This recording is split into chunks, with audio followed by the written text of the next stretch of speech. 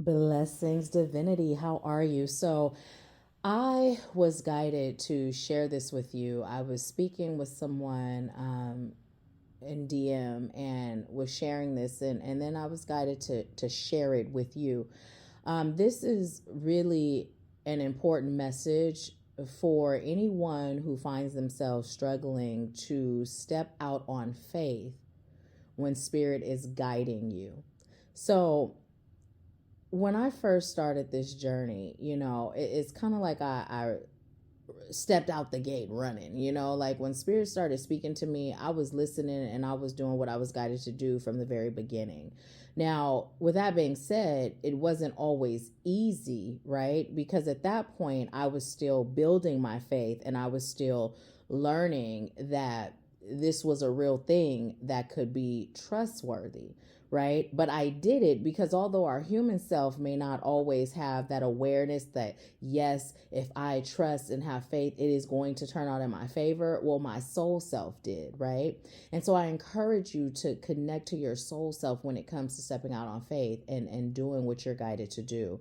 So when I first started this work, you guys know that I had been through a divorce and I had left my first husband, everything, and I started all over. You guys have heard the story, but for those of you that haven't, I'm gonna give you a quick recap.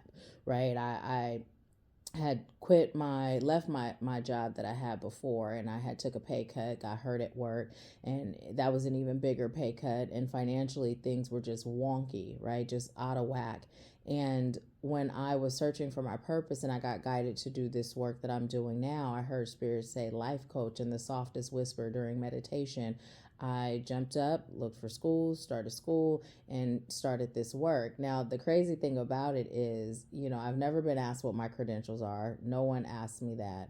Um, Alatha has asked me from time to time, but she says she's asking because she knows what they are, but she like everybody else to know, but no one asked, that me going to school was more so for me because that was what started my healing journey, right? So there's going to be some intricate details that may seem out of place, but it'll all make sense, as I talk about it.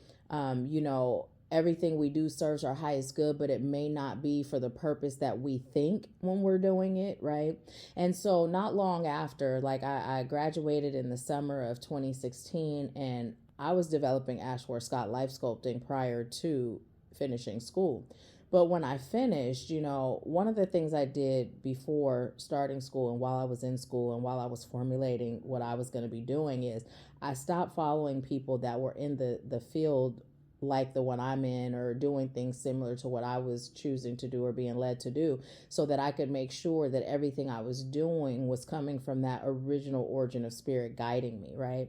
So fast forward a bit, I was watching one of another life coach, and this was after I was done not watching anyone, and there was an event that they were having, and spirit told me to go. Now when I started watching, I can't tell you why I was on my cell phone and my laptop, but I was, and spirit told me to go. Now here's the thing where faith comes in, and like really stepping out on that unwavering faith, because a lot of times money is a big thing that holds us back, right? And in reality, money is an energy and there is an infinite supply, and it will come to you once you know that and you believe that and you feel that and you think that and you, right, through and through, right? It will come.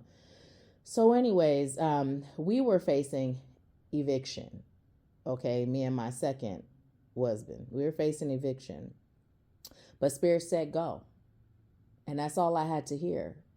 I went on my cell phone and bought my ticket to this event. Now, this event was in San Diego, mind you. I'm in Washington State. I wasn't thinking about no plane ticket. I wasn't thinking about no room. I wasn't thinking about any of that. And when I say thinking, I mean I wasn't playing in my mind like, oh no, how am I going to afford this, right? And so then I'm like, well, I'm going to see if people would like to room once I got my ticket. I ended up getting roommates, because then it was a thing where the person who was throwing the event was suggesting, you can room with people, but please, I was on it the moment I bought my ticket, okay? And when I tell you, when spirit guides us, we don't always know why we're being guided. Now, I'm gonna just straight up tell you, this event, I didn't learn nothing. Okay, I didn't learn a damn thing. It didn't elevate me in the way that I thought it would, or that I was, what you would think you're going to this type of event. But what it did was it connected me with clients that became soul family. Right? I met Ray Mara. I met, I did the Be Beautiful conference. And then from that, I met Diamond, I met Anitra, I met Mernalini, right? From Diamond, I met her daughter. She joined us for a retreat. I had clients people that became clients that were roommates. Audra, I met her through that. Let's see who else. I mean, there's so many people. Alatha, I met Alatha through that. I was doing a video with one of my roommates because she had a book coming, and Alatha saw me and was like, "Who is that?" Like, I'm a quote. I need her in my life. This is what the woman told me. She said, and from her, I met Mishan, and from Mishan, just I've done readings for so many people that I've met through Alatha.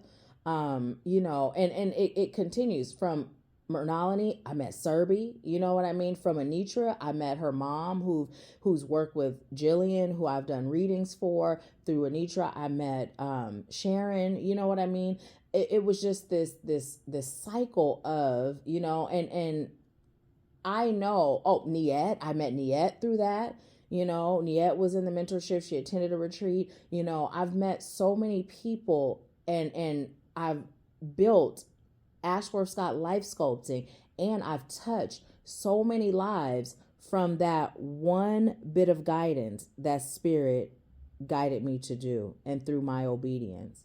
So even when you are in a tight position, we were facing eviction. When spirit tells you to move, when spirit tells you to invest, when spirit tells you to do or to go, I highly recommend that you do. And to this day, we're talking 2016, it's now 2024. To this day, I'm continuing to reap the benefits of that first major act of me being obedient to the guidance I received. So just let that sink in. Let that sink in your spirit and in your soul. And ask yourself how many of your blessings you've been blocking when you haven't shown up and done what spirit has guided you to do. And then make a choice to stop. That's all. That's the message.